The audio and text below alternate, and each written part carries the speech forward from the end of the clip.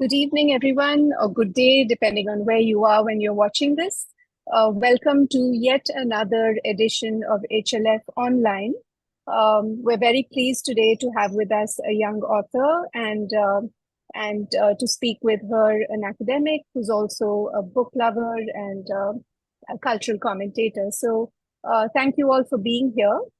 As you know, we do this every month, and it's been a wonderful way to continue the buzz around Hyderabad Literary Festival, which happens only once a year. But the good thing is that since we are online, we do this many more times, at least once a month. So today we have with us Ramona Sen, who is the author of the book that we will be discussing today, The Lady on the Horse and Other Secrets. Ramona is a Kolkata-based writer. She is the founding member of content and communications company Allcap Communications. The Lady on the Horse and Other Secrets is her second novel. Her first novel, Crème Brûlée, came out a few years ago, and I think sort of established her as a very different sort of voice. We don't have many people who write with irony and humor, and Ramona is definitely one of them. She continues to work in Kolkata, in publishing, and she writes not just novels, but she's also a food writer. So you can catch some of her writing on the Telegraph and a few other outlets. So in conversation with Ramona, we have Dr. Sushmita Banerjee, who's an assistant professor of humanities at IIIT Hyderabad. She teaches courses on cinema, literature, and gender, among other things. Her main work is on cinema of Ritwik Ghatak and the cinema of the Partition of India. And in some ways, she's a fitting interlocutor because the Partition does figure in Ramona's latest novel in a very important way. She also is interested in critical theories of film and literature, partition and trauma studies, Indian popular cinema, new technologies, and other sorts of visual cultures other than cinema. So I'm going to turn it over to the two of you, Sushmita and Ramona, and we have an audience on YouTube. We will take questions from the audience at the end of the conversation. So if you have comments and things to say, please put it in the chat and we will get to them at the end of the conversation. So over to you, Sushmita and Ramona. Thank you so much, welcome, everyone. It's such a pleasure to be able to talk to Ramona, who is the author of this lovely book. Can anyone see it? I don't know. But it's very pretty and it's a lovely, lovely read. The Lady on the Horse and Other Secrets. So I'm going to dive right into this. For people who who haven't had the opportunity to read the book yet, there is a chart in the beginning of the book giving you the various important players. And there are some important players who are not there in the chart because the chart is a family chart. You're going to need that chart for a while because it's a very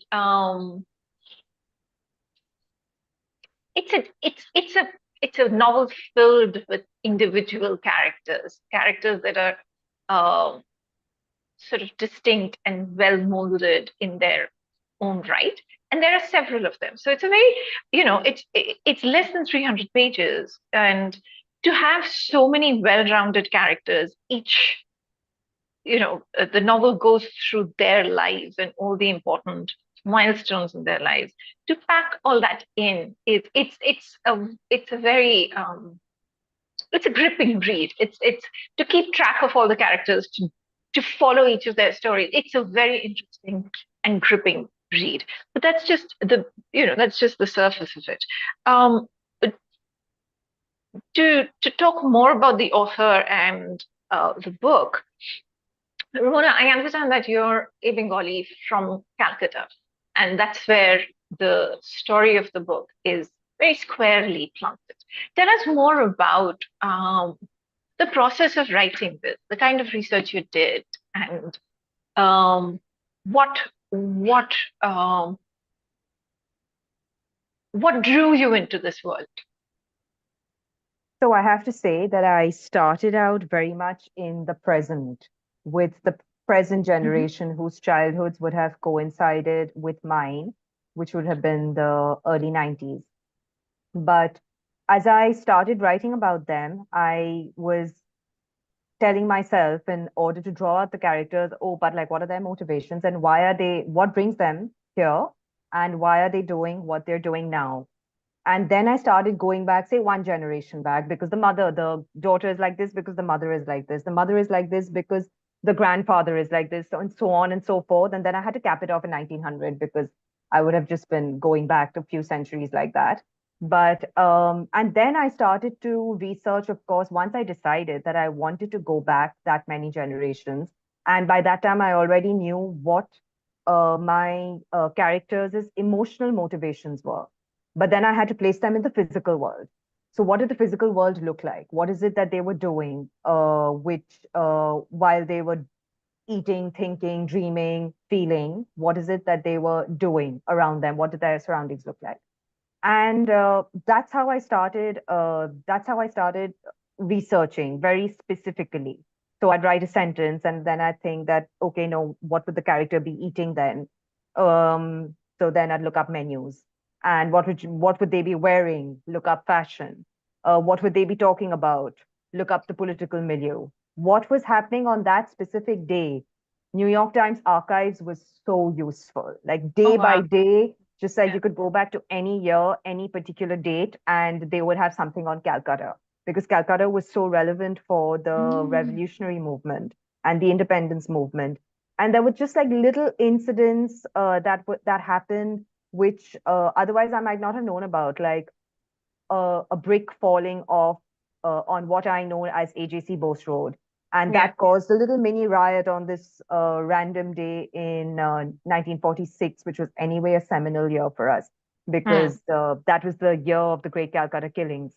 And so then I can map my characters' the just the events in their lives to perhaps even that small incident. It doesn't have to be the day of the Great Calcutta Killings. It can just be in that milieu, but I can pin it to a specific incident, which wasn't big enough to be remembered so many years later, but it was big enough to be reported on that day in an American newspaper. So that's how I did it. Yeah. Again, for people who may not have the context for this and may not know what we are talking about, the story is about, it's difficult to say that this is the story of a character, but certainly there are a couple of characters who are of this generation in 2023, in the middle of the, who've just come out of lockdown and the COVID scare. But there are very important characters spanning 4 generations. So the intersections with important historical events of the personal lives of these characters, those intersections give this this novel such a beautiful texture. Where you can see, that brick fell and was important. What did it trigger in the lives of several characters, and how that plays itself out to the point where it affects the biographies of the people that we find in 2022, 2023. So there is, that way, the historical research is so interesting. In terms of food and clothes and kinds of cars and the club life and the notions of gentility changing over the span of 100 years or so. The changing notions of aspirational middle classes and the way in which they've been colonized. So English becomes a very interesting sort of choice to make, both in the lives of the characters and in the language of the novel. So could you tell us more about why you chose English as the language in which you wanted to write it, and what it does in the novel as well? Well, I haven't written in Bangla since Bangla creative writing in class 12. Okay. And my Bangla teacher said that she liked my stories, but my language was too simplistic. This is possibly because I went to a Catholic school. My parents went to a Catholic school, and that I think also plays out in the book because a few generations later they did exactly the same thing. But when I was, so I don't think I wouldn't have the language to express myself in a nuanced manner in Bangla. So of course Mhm. I think I mean I thought of the novel in English. But interestingly enough, I can't see at least 1900 to 1940, my characters weren't primarily speaking English. They would have been primarily Mhm. speaking in Bangla. And Mhm. I think I've tried to make the English also, like at least the dialogue slightly more simple and simplistic in the English way, because English was not actually their first language, even though they aspired to be Sahib. By the time the grandfather, or I think when a young man in the 1960s, he was speaking more English than Bangla, which was true for a lot of where a lot of certain Bengalis of a certain class who I refer to in the book as the brown sahibs. It was Mhm. even post independence, there was this entire class which was around for a very long time, who lived their lives and spoke and ate and everything as the colonizers did, because the colonizers might have just left, but they were still it was very much fresh in public memory, and they still wanted I suppose they thought of it as privilege, in the sense that uh, it wasn't. I think there was a time that there's this portion in the book where Hemonto Lahiri, who is the grandfather of the protagonist of the young girl, and he's walking down the streets in the 1960s dressed like an Englishman, and people will also give him that kind of deference, and he enjoys it. So there's that, because people had not yet learned to not be deferential towards the sahibs who had just left. So that was an Well, interesting position, and therefore, yes, yeah, that's the language. yeah. But Hemonto's uncle, for instance, was writing novels in Bangla and was disappointed that his son, that his nephew, was not being able to enjoy those books in Bangla, because he had adopted the English language attire and everything so well. Um, since you're talking about that particular walk, where people differentially just let him pass because he's dressed like a sahib. He's dressed like a sahib in part because he comes from a family that has made its name in tailoring. And for a while, that was good. Hmm. But in the 1960s, it is not good Hmm. that he comes from a family of that kind of trade. So he's creating a distance from his family, but not really, but actually wants to anyway. So there's that strange sort of tension and pull, Yes, because the notions of class are changing, the changing. notions of self representation are Mhm. changing. Um, but there's also, it's also very important in that walk that Hemanta is a particular caste and particular class. He's also a particular look. He's fair and he looks a certain way. And he looks high class. He Yeah. looks High class, high generationally caste. rich. Yes. He looks anglicized. Um, there is supposed to be, Lahiris are supposed to look a certain way. Um, Women that that marry into the family because they're beautiful in a particular way, not other ways. So tell us more about this, like this you or in the entire book, uh, this distinction that people continuously producing and reproducing themselves according to a notion of class and caste, uh, that is reiterated in every level and in various ways: clothes, language, food they eat, the way they walk in a club, the way they um, the cars they choose to have, the part of town that they choose to make a house in, um, the women they marry.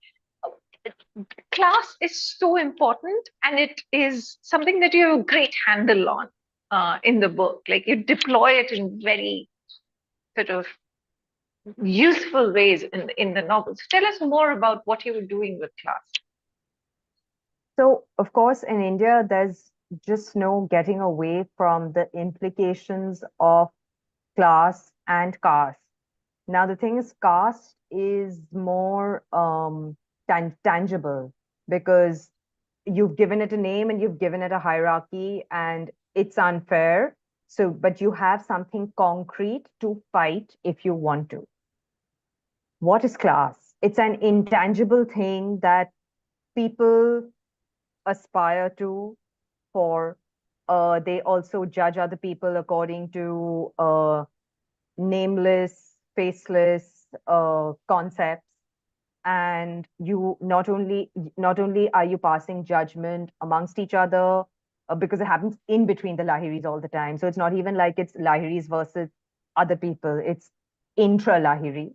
And then there's so this concept of class, especially in Bengali society, and I say Bengali society because it's a society which is familiar to me. I don't think I would know the nuances so well in another community. And of course, in Calcutta, which was a very, very colonial city and continued to be a very colonial city until perhaps even now, but not very in the distant past. And so we have clubs at every level. I mean, everything from the para club to the country club. There's everything, and it's built into our and it becomes an aspirational thing. And I know that once, of course, that famous club statement, which said that dogs and Englishmen not allowed. I'm not naming the club here, but it was there. And from dogs and Englishmen, it became, well, a certain class of Indians. Because, of course, Indians started to become members of these clubs. And the way that they started initially was by hobnobbing with the British, by working in British companies, working in, like, of course, the Indian civil service, but only the lower rungs of it, which is the first Lahiri, D.N. Lahiri, realized that he's never going to get anywhere by bringing up the rear of the civil services, which is why tailoring. And so then you become more and more Sahib-like in order to attain these advantages and privileges, which they have ordained. I mean, I think they structured the class system, because until then we just had caste, and we bought right into it. And then, oh, wait, you're not British enough. You're a brown man who's not white enough. So you're not allowed into these hallowed portals, etc., etc. And yes, like you said, like the notions of class and notions and aspirational social markers keep changing with every generation. So what was okay for D.N. Lahiri was not okay for his grandson, Hemanta Lahiri, was not okay for his daughter, and was not okay for the granddaughter. Everything changed. Everything kept changing, because that's how fast actually the world was changing. So I was mapping that with, I mean, with just often by talking to people, how our families panned out their lives. Oh, what was your grandfather doing? What was your great grandfather doing? What brings us to this moment? Oh, is that what your great grandfather was doing? Okay, that's why you're here in this moment. And I stitched it together. So it's not I mean, it's fiction, but it's based on very much reality. It could be most families in Calcutta. Yeah. You know, the fact that class is, I mean, you used a beautiful word for it. It's intangible. Yeah. How do you claim it? What are its markers? How do you say, I may not have this, but I have class?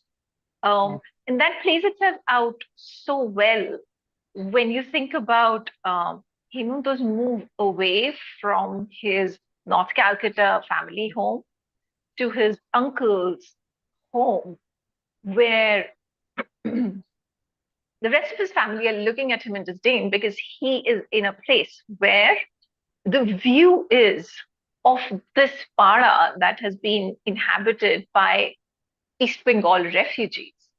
Yeah. And what we know of these East Bengali refugees in that time is that there was this major sort of anxiety about the loss of class. The East Bengali anxiety of claiming middle class gentility when they had lost everything else. Yeah. That becomes such an interesting positioning That's of right. what he's trying to find distance from, but where he's locating it is that tension is rife there in that geographical. Yeah. Yeah. So North Calcutta was originally the only part of Calcutta, and then of course we've almost mapped it as like now it's called Black Town, White Town. White Town became the central parts of Calcutta. South hadn't yet come up. The South came up so there were two kinds of refugees. There were people who'd lost everything and were in camps. There were people who had money, left their properties in East Bengal and moved to the West with money. So they might have left behind far more land, but they were able to buy property in West Bengal and build their houses. So there were different kinds. So there was a class hierarchy and a class distinction even amongst the refugees. And then South Calcutta, that's why when one part of the Lahiris is moving to South Calcutta, the North Cal refugees are not, the North Cal family members are not so happy because the houses are different. It seems flashy, it seems nouveau riche, because what's a veranda looking out into the road? Their North Cal verandas look out into the courtyard, inner courtyard. Women are on display. What is this life? And which is why, and then it became a different life, and then it became a different Calcutta. After that, in about another 15 to 20 years, that became the aspirational part of Calcutta. And this keeps changing. This is one of the reasons why I'm also so taken by architecture, because preserving old houses is, I mean, you can map a city with its socio-cultural progression just simply by architecture. Oh, people used to live like this 100 years ago. Oh, people used to live like this 50 years ago. And the distinction there. So that's one of the reasons why I brought the houses into it, because I think our lives are also marked by the kind, like someone growing up in a North Cal house does actually have a different life from someone living in a South Cal house. It's just, I mean, your family structures are different and all of that. So I wanted to, I guess when you're tracing 100 years of a family, it's not just about what they did, but also about how they lived and why they lived like that. So the city, the politics, I mean, you can't not but trace it. And of course, about fair skin, as you were saying, I mean, that's aside from Bengalis, I think it's all of India. India is obsessed with fair skin. And it'll always be, oh, like Koto Bhorsha in Bangla. And traditionally brides are looked at or sought after because they are fair. And the Lahiri brides, especially, they had to look a certain way. But interestingly enough, the Lahiri brides were not, they weren't giving dowry. So that's not something that I deliberately kept dowry out of the system, because they wanted to have even more control over them. Don't give us dowry, but live your life the way we need you to live your life. So be fair, be beautiful, but most importantly, be malleable. And then and so they come from slightly impoverished backgrounds, and then they come to the Lahiri Bari and they're like, oh my God, this is a mansion, we live well forever. But will you really? Is that all that it takes? Which brings us to the most important thing in the book, which is it's fabulous women. I mean, again, for people who don't know the book yet, please know the book. It has 5 parts to it. It opens with a letter that one of the uncles is writing to his nephew. He is a writer of Bengali mysteries, and that opens the book. But after that letter, for the next 150 pages, you have the point of view of various women characters. We move from one woman to the next, to the next, to the next, till we get to one guy who has lost everything in the violence of partition, he's sent his wife and his child from Bengal to Punjab. History tells us how fatal of a move that is. That is so for a good 150 pages, we're looking at the world through these very interesting women, and we're moving, from the present day times to the 1990s, sometimes the 1980s, to the 1920s. So we're moving in time and meeting these fabulous women characters. Where did you find Preeti Lota? So I have to say, all my characters, especially the women, I suppose, yes, especially the women, it's not that they're one person that I know or based off, but I would say that their primary traits, while I make up everything else, the primary traits, especially to make them believable, the traits are taken from people that I know. So then I can map the personality trajectory correctly. So Preeti Lota, I wanted her to be because she was in the 1900s, and she was already doing this ambitious thing of not marrying an older man or a man who was picked out for her, and she was actually holding out for someone else. And so therefore, already from a very young age, if that's how I wanted her marriage to go, she couldn't have just done an about turn and become a very like uh, just someone stuck to the house and bringing up children, because she never showed she never would have been happy in that role. She never showed those traits from when she was very young. So which is why and this entire thing of her husband wanting to lying to his parents and lying to everyone else about what he's doing in Calcutta. I'm actually not studying, I'm not in college, I'm not part of the civil service, I'm running this shady tailoring business on the side. And any other woman would have run, like, I have nothing to do with you, bye. But she didn't. She stayed and she helped, and it's a different kind of woman. And then she felt used later and she felt betrayed. So where was all that ambition going to go? It's not going to fizzle out. Either she stays and looks after the son and then it finds an outlet later, or she did what she did, which is what we'll find out when the readers will find out. But I think particularly for Preeti Lota, while I was still making and writing these details during the pandemic, my mother brought out a family album from the attic, and this picture fell out of this lady on a horse in a riding habit, full skirt, hair open, hat. And that's my mother's grandmother, so my great grandmother. And I'm thinking, my God, this is so cool. This woman is cooler than I am. I can't get on a horse in this day and age. I'd fall off.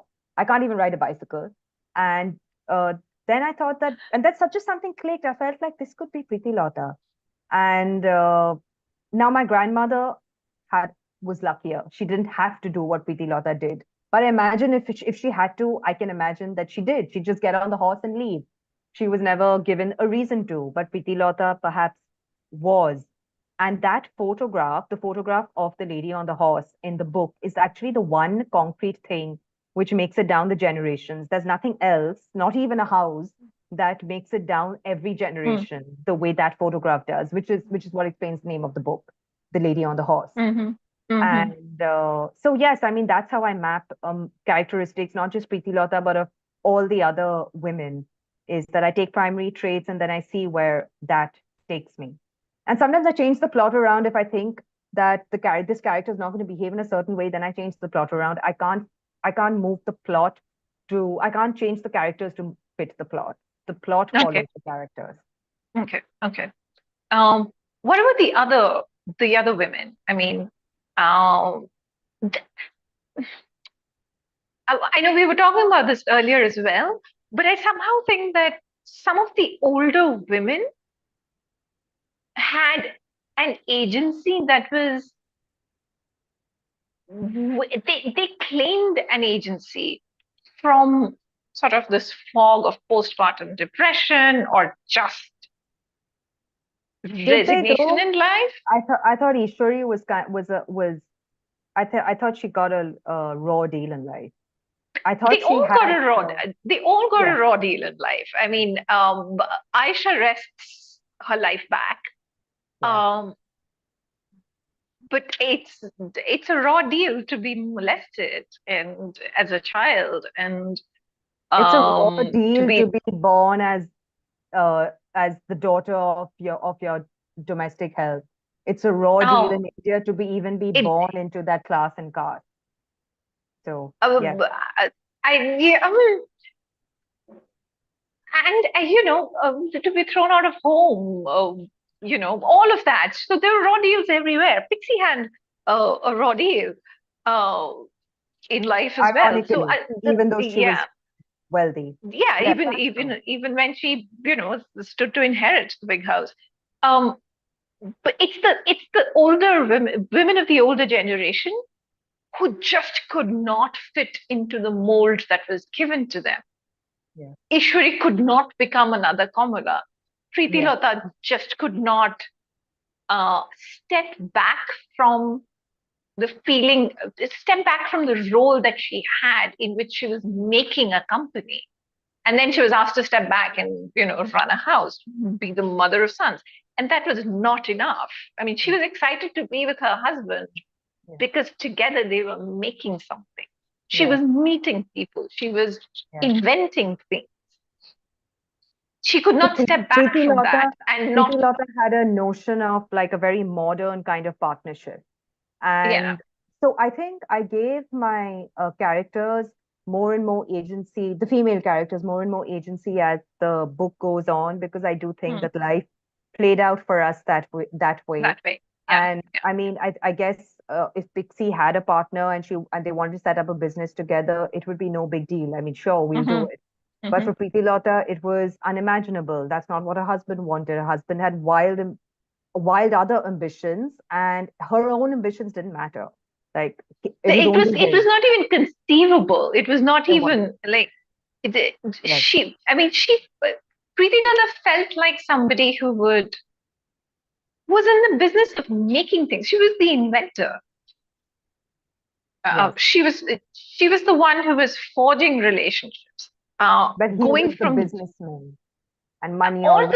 yeah, and I mean, and the man, Yeah. and would have to have the say and have the right to push his wife back into the home where clearly she was. So she goes to Emily to Hmm. basically run a boarding house again, to become a partner in a business. I Hmm. mean, that was Right. her. um Ishwari again, I thought, was, to me, the older women, the way that they fail catastrophically in the roles that they were supposed to fit naturally into. I think that is where they sort of redefine womanhood, right? Women can also fail at being mothers, Yes. Yes. We're not And I always think supposed that to succeed at them. Yeah. that was ish. Like, I mean, Kamala, for instance, she liked her role as wife and mother and was very happy to come to the helm of the household. But and there's a host of like entire other libraries that we don't even talk about in the book, because otherwise it would be Yeah. at least 1,500 pages long, and publishers wouldn't publish that. But we don't know about the other lahiri bows, how what they thought. But Ishwari, for instance, the one of the other bows, she thought she wanted it Hmm. because she got married very young also. So you don't even know what you want at the age of 14, 16, 11, which is when these guys were getting married. You don't know what you Hmm. want. Then you finally come to your very, very young adulthood in these families as wives. And then suddenly you realize that, wait, it's not just enough to be in a rich man's house. It's not, okay, I've had my fill of good rice and good fish and everything else for a very long time. Now what? Hmm. Oh, my husband is not everything that is made out to be. And then to go ahead and of course, I mean, human beings will go through certain emotions in their lives, falling Hmm. in love, betrayal, heartbreak, all of this is part of it. But there was no space in those constraints to explore it entirely. So Hmm. Ishwari didn't have any help. She she didn't even understand depression. I mean, why was she in bed all that time? No one understood depression, didn't have a name. but she was always questioning, and like she just couldn't bring herself to get up and do the whole motherhood thing. So she literally just let her children be. That itself had terrible repercussions for the next few generations. So there's no winning, actually. I mean, there's no winning. yeah, you can mother badly, you can mother not at all, you can mother too well, and it'll still have repercussions. Okay, so before we move, I want to talk more about adolescence in the book, like the two young girls growing up together, like moving from being children to being young women, like that transition. The two girls and also Hemanto, he has this transition, and I mean that's so well done, like between the three people we watch growing up. But is there would you like to read something from the book before we move to? We could. Sure. Would you, I mean, is it the adolescence that you want me to read, or just any of Whatever it is that you would like people to get a flavor of? I mean, we've talked about Ishwari. Would you want to read something about Ishwari? Yes, I think also that gives it's a little bit of the historical part of the book, so that might be interesting for. All right. Sure. Despite being the eldest of 4 siblings, Ishwari had not been spared the teasing that comes with being the only girl in a roost of young boys. She sank very comfortably into the life of being the cosseted new bride of Lahiri Bari, where it would seem that the men were the last word on inseams and ticket pockets in the city. Roton told her that it was their business to put a sophisticated distance between the Sahibs and the natives in this land of seditious half-naked fakirs. Ishwari, in all her native curiosity, asked Neil Roton whether he had actually seen a Sahib naked, and what did that look like? He told her shortly to curb her untamed thoughts. Now that she belonged to a genteel household, she must learn to behave like a Lahiri. Like a Lahiri was an oft-pronounced phrase, as Ishwari was to discover, in the months that followed her initiation into the Lahiri way of life. For instance, one could not cavort around the outer courtyard. One had to, like a Lahiri lady, use the narrow passageway that connected the inner courtyard to the Thakur Dalan outside. The rooms that overlooked the outer courtyard always had closed doors, unlike the women's rooms that opened into the inner courtyard, clearly because there was no reason for women folk to be up to anything remotely secretive. But Ishwari discovered, to her delight, that to live like a Lahiri was to live lavishly, at the very least, which meant long afternoon naps, snacking on succulent fruit that grew in the garden, and ordering servants around to do her bidding, which was a vast improvement from being at her mother's beck and call at home. So I have that, which is, I think that gives us flavor of what a North Cal house looks like, Ishwari's background, and also there's a little secret there about the identity of her husband. There's a reason that he was particularly put off by her question. Oh, are you like, don't ask me about naked men. Why would I know about naked men? That's just a hint there about people. Do you want me to read any more, or should I? Sure. I mean, we could read more about Ishwari if you want, or any other character that you would like us to. So I think you'd mentioned. I think you'd mentioned the character who'd gone and put his family on a train to Punjab, which turned out to be terrible decision. And this is of course a different class of people now. So I could read out a little bit. This is in 1950. Sure. So very much just a few years after partition. And Muhammad Zahiruddin knew what was going to happen much before it had happened. Hamid, who served in the club dining room and was the most fluent in English amongst them all, said he had overheard the deputy commissioner announce to his stable that even if the British didn't want to leave, they would have to, because that old troublemaker Gandhi was making life difficult. But the deputy commissioner also swore loudly that after they had left, the natives would rip each other apart, mark his words, and that bloody fakir would be begging them to come back. When they drew that line across Bengal and Punjab, the universe erupted around them. From within the club, though, one wouldn't necessarily know that outside its gates, the world was going down in flames. Yusuf continued to stir the mulligatawny in the kitchen, and the waiters were still putting on their gloves to serve some early lunchers, though there were fewer requests for the steak and kidney pie. When Zahir and his friends were lined up one day to be asked if any of them wanted to cross the line and go to Pakistan, they looked puzzled. Why would they want to go to a foreign land? Most of them stayed back, other than a few who believed Ahmed when he waxed eloquent about how, if they didn't leave, their throats would be slit in their sleep, their houses would be burned, their wives would be raped, and their heads offered to some angry goddess. Muhammad Zahiruddin wasn't sure if Ahmed was right, but he knew some of this was indeed happening. Outside those tall, strong gates lay the world in which his wife and baby boy cowered in fear at home, waiting for the Hindus to storm their neighborhood. Zahir decided it would be wise to put them on a train with his wife's brother so that they could lie low with their parents in their village in Dera Baba Nanak, which was the tip of Punjab.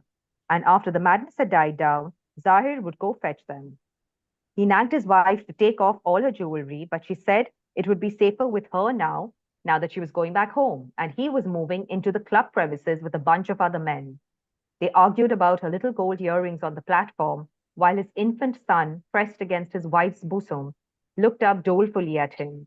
He pinched his cheek and told him to look after his mother, but it was his brother-in-law he turned to with a faint nod of the head, which indicated reassurance, in exchange for a twitch of the mouth, which conveyed misgivings. Zahir remembered vividly the bright green dupatta pulled over his young wife's head as she peered at him between the grills of the train window, turning little Ziad around to sleepily wave at his father, who was fighting the uncomfortable lump forming in his throat. The platform was spilling over with people breaking down as a lifetime of attachments were torn from them and bundled away into crowded trains, which they feared might be bulldozing into the mouths of death. Their fears were not unfounded. Zahir never heard from his wife again. His brother-in-law never wrote, or called, or sent word. As ghastly stories filtered down of trains rolling up at platforms with blood gushing from carriages, people falling upon each other on the streets with little warning, whole villages being wiped out in a blitzkrieg of despair and loathing, it later dawned on him that Punjab perhaps was the last place he should have sent his family. Eventually, he began to admit aloud that he had no family left. But on his knees, his forehead bent to Allah, he begged for a sign that at least his son was alive. Yeah. Okay. So I think that we know now that Punjab was a terrible place to have sent them. I actually, I read a lot of this particular village, Dera Baba Nanak. I read about it in a book by Urvashi Butalia, where she described that it was particularly terrible there. And I don't think on the common ground, like on ground, the common man would have known exactly, especially there was no social media or so how are they going to know sitting in Calcutta that, Punjab is terrible unless like letters are being sent? Also, they were in a different class. They're not going to be calling each other the way that, we possibly could have, even though it was difficult. It was 1950. Mm-hmm. So yes, I can imagine that something like this could have happened, that people lost their families even while thinking that they were making the best possible decision to save them. Right. Okay. So in the interest of time, I'm going to change track completely to ask you something not directly related to the content of the book, the narrative and the story, but more about the business of writing a book. You come from a background in publishing. What has your experience been as a new writer? Writing a book that is about Bengal, about being a Bengali life, culture, but in English, what kind of an audience do you imagine? What kind of an experience have you had with your publisher? What are the constraints? What is the fun? So I think I know the technicalities of the business. So my experience in publishing when I was my first job was in HarperCollins, and I understand. So I knew some certain things already. For instance, that you, as a young writer, you can't submit a very long manuscript. It should be a novel, not short stories immediately, etc., etc. So I knew some of those things. I don't think I was tweaking my writing at all to what is considered popular or not, because this was a story that I was carrying, and this is the story that I wanted to tell. And I didn't know whether anyone would want to publish it. Even I mean, I was in publishing 10 years ago. After that, I left rather quickly. So, and there was a churn. It's not like I knew a lot of people in it, and that was sitting in Calcutta when I was submitting this manuscript. But I think the entire writing process is, who did I imagine as my audience? Well, I think a lot of Calcutta, a lot of Probashi Bangalis, as in Bengalis who grew up outside Calcutta, but are familiar with the landscape. And perhaps just people also just interested in the genre of family sagas and historical backgrounds. I think this is what I imagined my primary audience would be. And of course, people interested in women's stories, which is what I also am. I mean, I'm also a reader of women's narratives and women's, well, not just like autobiographical stories, even if they're fiction. So this is what I imagined would be my uh, target audience. My experience with, so this book has been published by Speaking Tiger, and I had a very good editor, and they've taken, and not only did I have a good editor, I also submitted a cover brief which they have uh, followed fabulously. I'm so pleased with my cover. She's a very talented designer. And I had said something like old Calcutta house, like North Calcutta meets Pirante. And that's pretty much exactly what she did. So it was, I'm very pleased so far. So it honestly, it's been a privilege to be published by Speaking Tiger, because they publish so few books at a time. And I know that, I mean, on the media side, I used to get emails from them, from their marketing department for many years. And I always found myself drawn to every title, even the nonfiction titles. And I know that that even though their lists are limited, they're phenomenal books. So I wasn't certain at all that they would be interested. And the fact that they were, I didn't even pursue further. I just said, we'll go with it. Okay, if I can just jump in. Sorry, Sushmita, were you saying something? We can't hear you. Yeah, Sushmita, we can't hear you. I mean, you're on mute. Still can't hear you. So yeah, so while you're fixing that, maybe I could just, there are a couple of questions in the chat, and thank you both for that conversation. If those of you who haven't read the book, I think you should go out and buy it, because it's definitely a good way to spend a weekend, or a little more than that if you're a slow reader, but it will keep you on the page.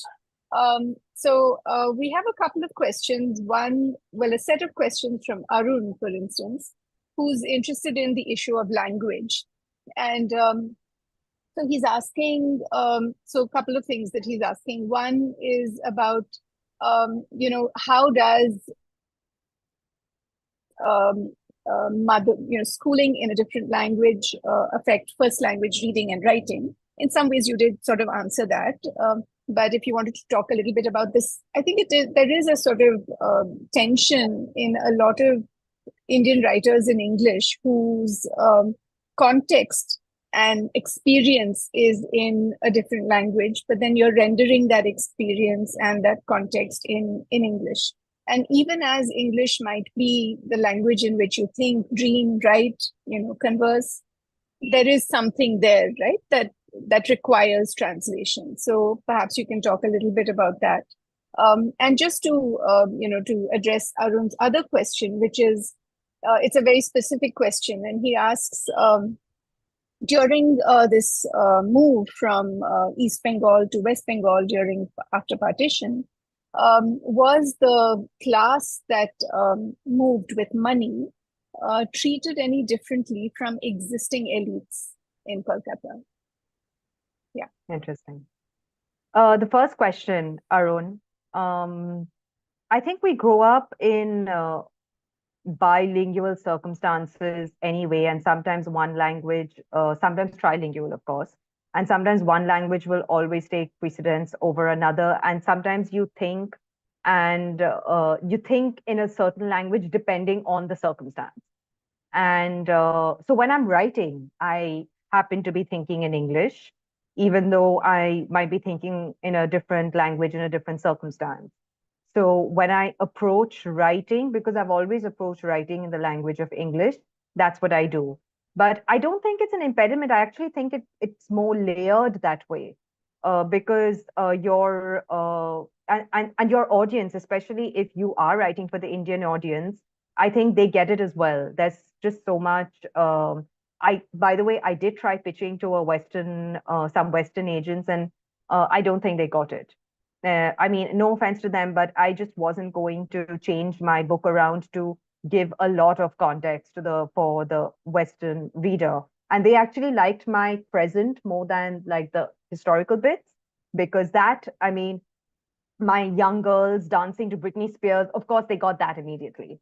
But like one of the characters in the 1900s in the British Raj talking about the Tagores, they didn't get that at all. Now, I didn't want to provide all that context and rewrite my book, so I'm happy to have this for the Indian audience who gets it better. There's so much I haven't explained. And when you read the book, you understand the nuances of language as well. And people speak differently, even though they're speaking English, they speak differently through the generation. That's there. The other question about whether I mean, I think that was different from family to family. If they moved with wealth, and even if they lost a certain amount of land uh, and money, I don't think that they lost social standing, because for one, Bengal was whole, so they would have, like, the social standing would have carried on to the different part of Bengal, and two, the Bengal presidency was far larger than just the Bengal. So there was, I mean, these families their privilege would have carried over, not just over that one line, but also over to Orissa, Bihar, wherever else that they might have bought land. And so I think, of course, they were traumatized because of having, especially if they were very young when this was happening to them. And they would have carried that trauma. But were they discriminated against by other people? Did they lose any other privileges? I don't think so. I don't think so. Not in ways that would have really mattered. Not in the ways that the refugees in camps would have been affected. So yes, some context there. I think there's a similar sort of experience in the West as well. Those who came with class, even when they lost possessions, somehow managed to retain those markers of class. And I think because that you speaks slipped into being something that Sushmita was, but you were always genteel. Yeah, I think Sushmita did mention that what is this, thing, that intangible thing that you recognize but can't put your finger on. And clearly we know it when it's there, and we know it when it's not there, but then to say exactly what it is always difficult. So there's another interesting question from Subhindra, who's asking, what do you think about a story like this lending itself to a movie? And in this day of IP, and when everybody wants somewhere, you're wondering whether this is going to be optioned anywhere. Did that cross your mind? Not when I was writing it, because I thought that because it's not a chronological narrative, so it goes back and forth, and I can't imagine how they would make this in a movie. A lot of people, most of my readers have said it's very cinematic, and it would make for a great series. And I mean, if it happens, it happens. I can't push for it. If someone wants to pick it up, then I'm happy to have that conversation.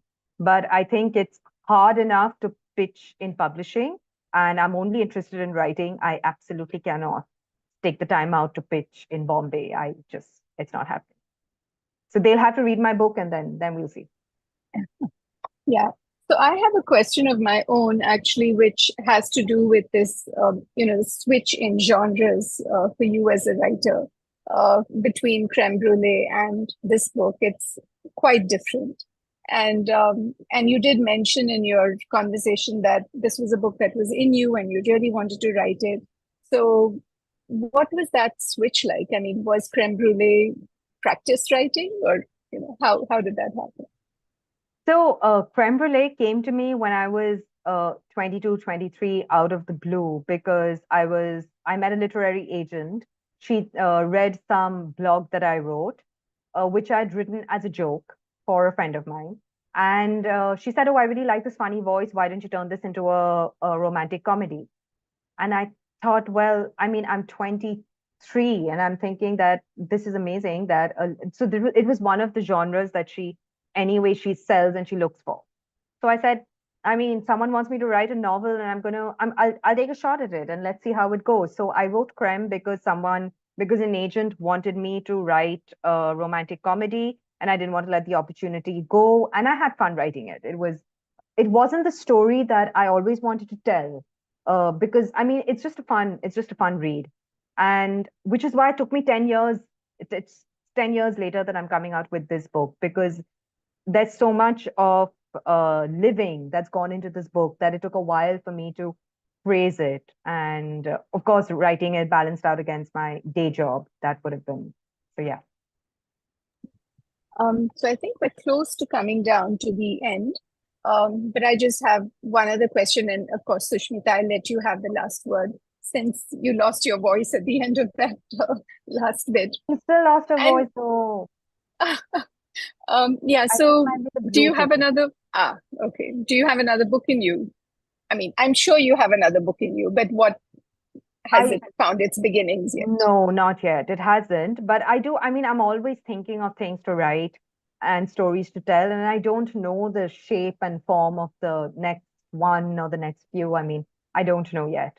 I have ideas floating around my head, but I haven't distilled it down in a concrete form. And yes, I will. I hope to will find it also time. be Kolkata? I mean, or Calcutta? Really hard for me to get away from Calcutta. It's so in my blood and in my brain that I don't know a city as well as I don't feel a city as well as I have felt Calcutta. I've liked and lived in other cities, but there's something about Cal which is in me. So, okay. Sushmita, I'll let you have the last word. If your voice is back, we still can't hear you. No, maybe you should take that out. Maybe you should disconnect from you. Yeah.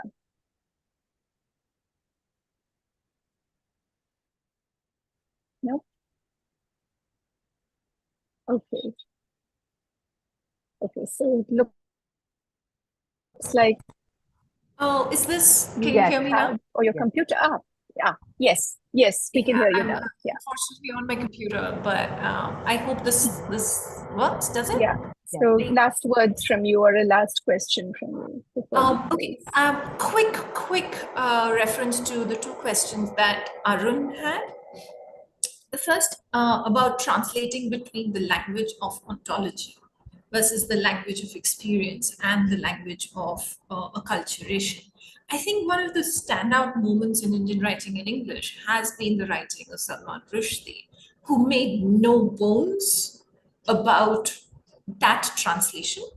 And his, the more fun work, things like Harun and the Sea of Stories, actually just does not bother about and has a lot of fun with this, switching, this cultural sort of almost epistemic code switching, and it's kind of fabulous and sort of opened the gates for a certain imagination of this jump between the language of ontology and the language of acculturation and experience. So that conversation is an important one, but it's now a layered conversation. The other thing, very quickly, about East Bengali refugees. People with wealth wore the markers of their middle class Bhadralok gentility in recognizable ways when they moved. It is the people who had caste but did not have money. For them, it was a scramble. So this entire production of the self as Bhadralok, even if we do not have the money, we are cultured people. People have to acknowledge us as people of high caste and high class, even if we are living in the shanties. Yeah. That anxiety spills over into the 60s, and one sees that in what happens with urban politics in Calcutta, the strife and the serious political repercussions of a large part of that comes from that anxiety that spills over, and the refugees do not find an equitable word. But that is to address some of what those questions were. This has been an excellent read. I would seriously recommend everybody to please take a look at this, because it's such an interesting, fabulous women doing interesting things. I am surprised that this is your first, Ramona, that this is your first jab at writing a family saga in 10 years, because clearly the style does not indicate any kind of immaturity, or I mean, it's a very, very polished piece of writing, and congratulations to you on Thank that. you. Thank you. Thank you. So I think on that note, we will have to end. And again, as Sushmita said, I urge you all to go out and get the book. It's a pleasure to read, and both in terms of the prose and the story. So thank you both. Thank you, Ramona, for being with us, and thank you, Sushmita, for engaging in this conversation. And thank you all for attending. And we'll be back next month. Just watch the YouTube space and your emails, and we'll be back in a few weeks with more HLF online. Thank you. Thank you. Thank you.